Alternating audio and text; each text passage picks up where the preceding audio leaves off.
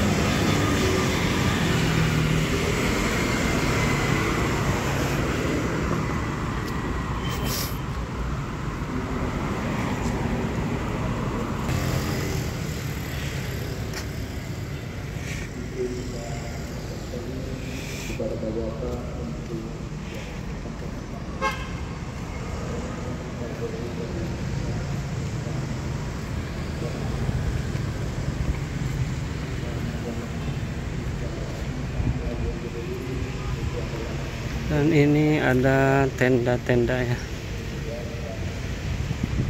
buat nanti sore dibuka. Semarak Ramadan ya guys, nanti sore dibukanya, mungkin udah persiapan.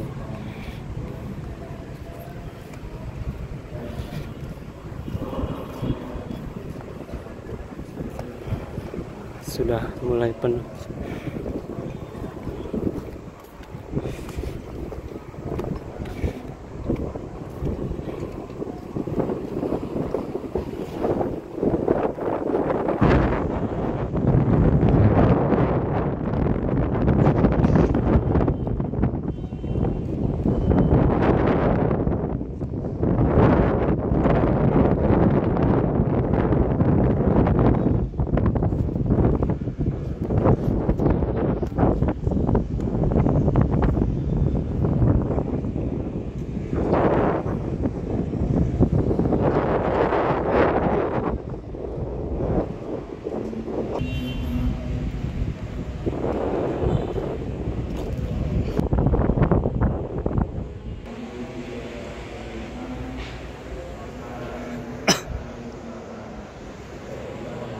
Oke guys, sampai di sini dulu, mau persiapan nih, mau masuk masjid.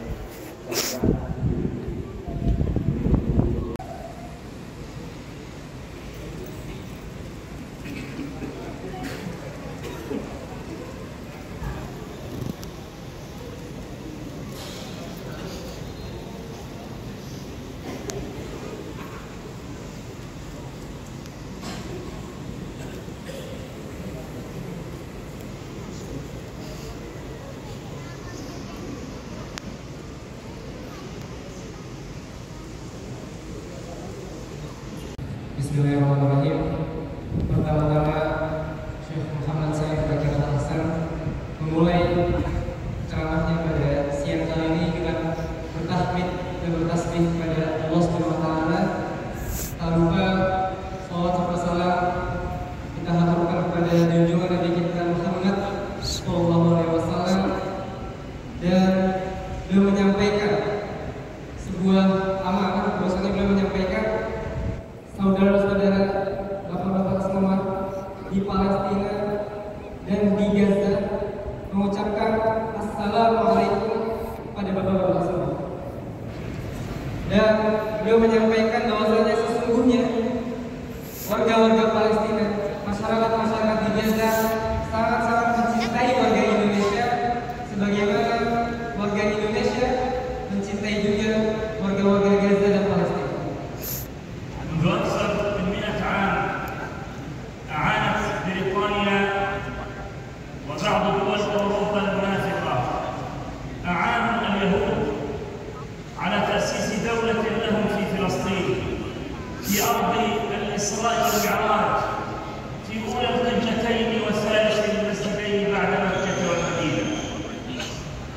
Beliau menyampaikan kurang lebih agresi Israel terhadap Palestina sudah berjalan 160 hari lebih, dan agresi ini dibantu oleh sekutu-sekutunya Eropa dan Amerika yang berstandar ganda.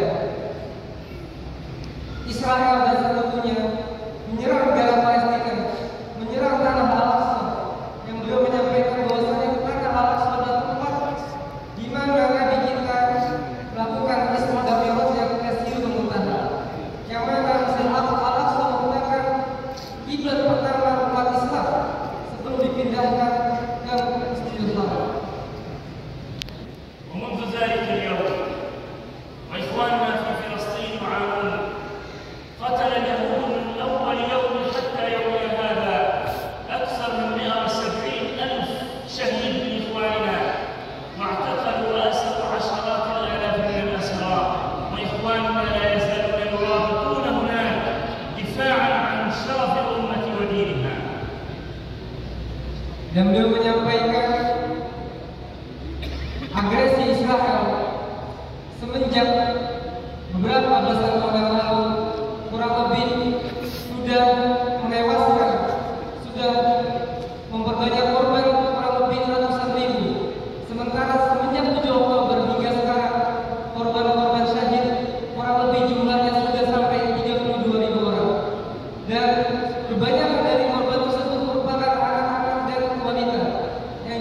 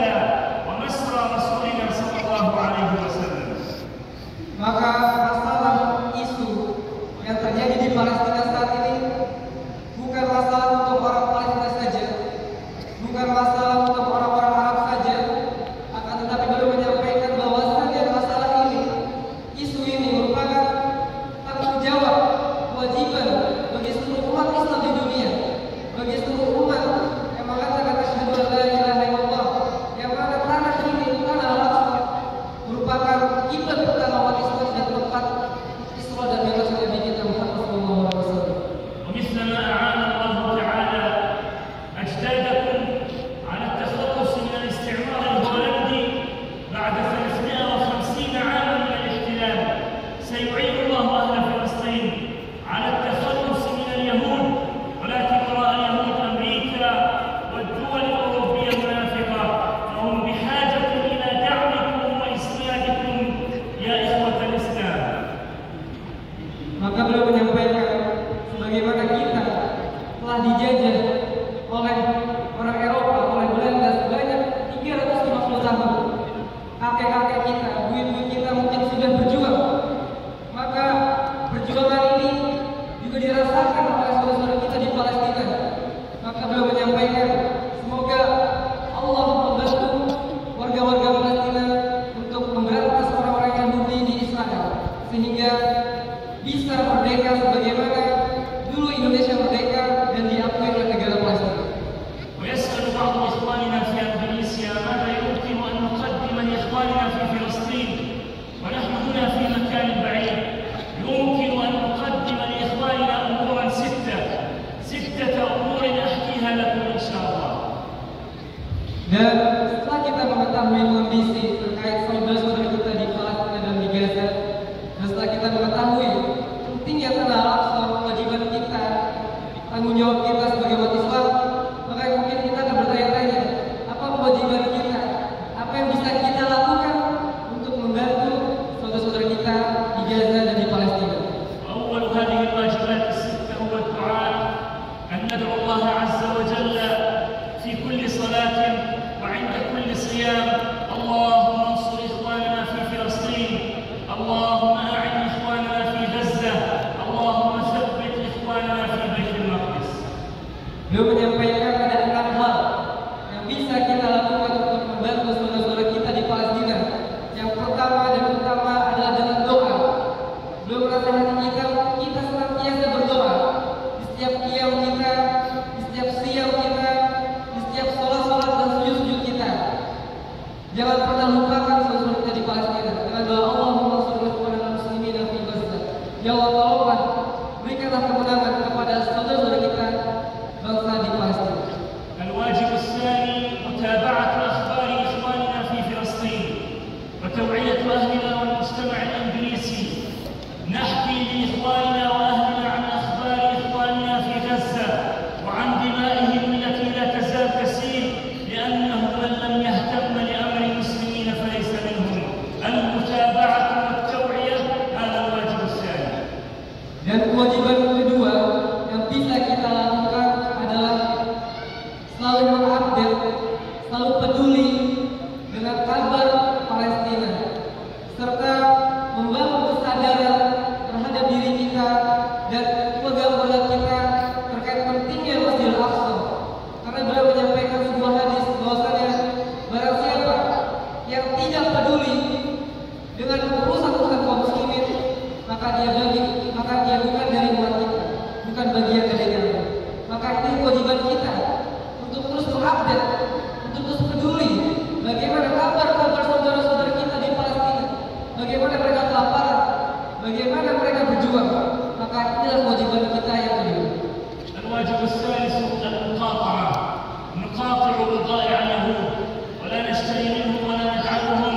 فأمريكا وأوروبا يدعمون اليهود بالمال والسلاح، لا ندعم اليهود، نقاطع بضائع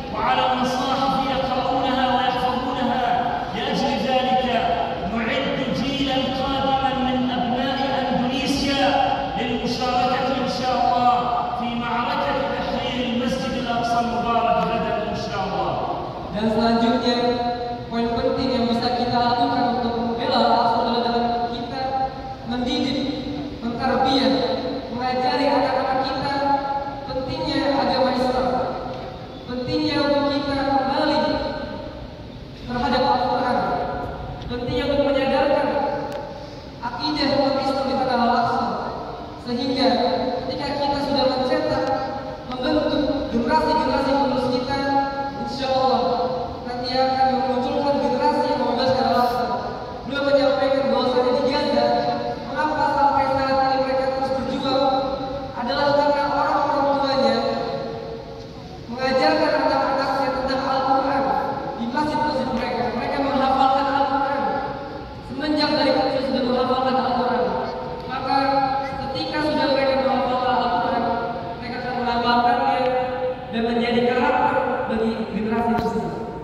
الواجب الخامس الدعوة إلى الله عز وجل.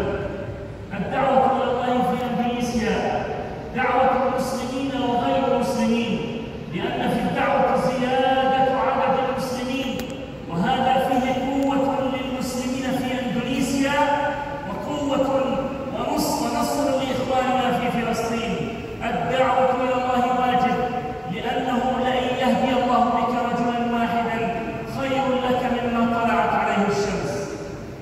Dan selanjutnya yang kita lakukan adalah dengan kita berdakwah kepada Allah SWT, dengan kita mengajak saudara-saudara muslim kita yang mungkin masih belum mengamalkan Islam secara keseluruhan untuk kembali berislam dengan benar. Dan juga beliau menyampaikan untuk kita berdakwah juga, mengajak saudara-saudara kita yang mungkin belum masuk Islam untuk mengajak ke agama Islam yang benar ini. Karena ketika kita berdakwah kepada Allah SWT yang merupakan kewajiban kita, maka kekuatan pasti akan muncul dalam diri umat Islam. Yang mana ketika kekuatan itu sudah muncul, ketika umat Islam jumlahnya sudah banyak, maka insya Allah memerdekakan Palestina akan menjadi suatu hal yang mudah. الواجب الأخير وهو الأهم دعم إخواننا بالمال بالفلوس.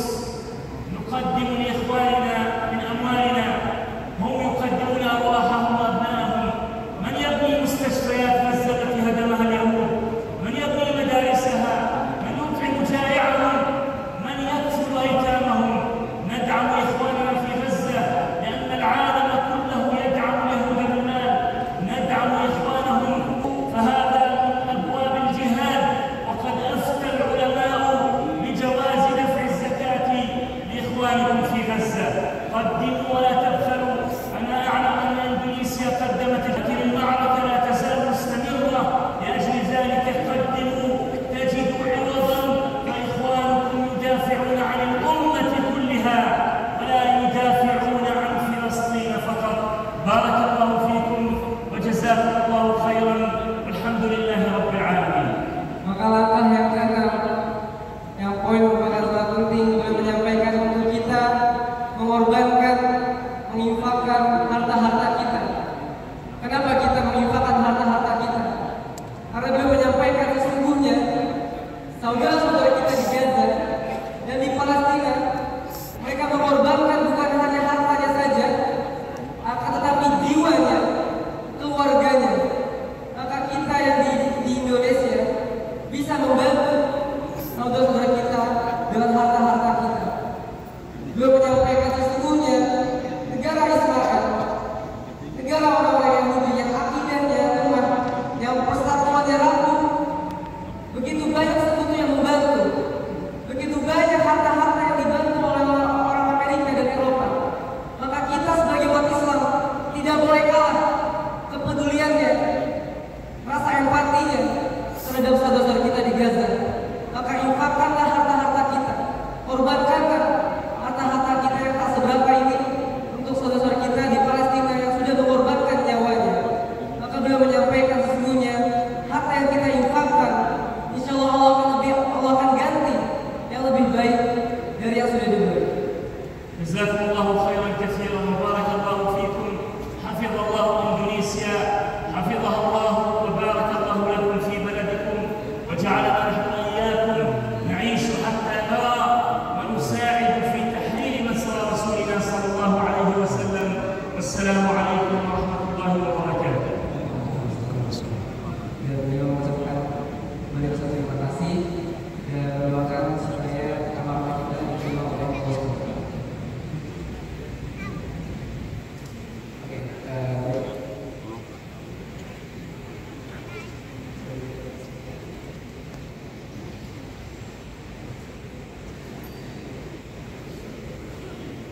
Alhamdulillah tadi sudah kita dengarkan memang ya dari ada hal yang harus kita lakukan kalau kita jauh dari Palestina.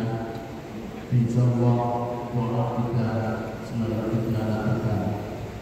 Dan terakhir tadi beliau juga menyampaikan bantuan dan kita secara material sangat diharapkan oleh saudara-saudara kita di Palestina.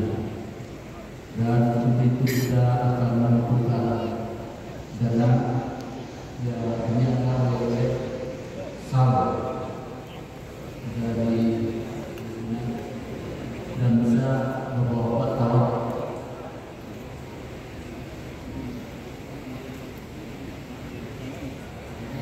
ya bisa satu saldo tadi 500.000. Kita mulai 500.000 dan setelah